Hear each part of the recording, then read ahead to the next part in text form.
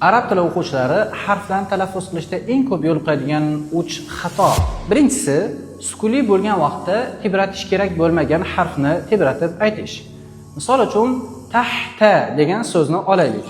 Aslida ha harfi sukunli bo'lgan vaqtda talaffuzida biroz havo chiqib turishi kerak.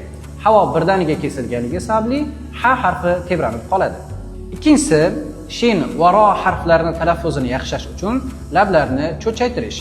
Shin va ro harflarini talaffuz a'zosi bu til. Unda aslo lab ishtirok etmaydi. Uchinchisi, to, dod va sod harflarini talaffuzida mana bu ikki yonda portlash holatlari sodir bo'lishi. Lekin bunaqa xatoga yo'l qo'yish uchun alohida talant kerak.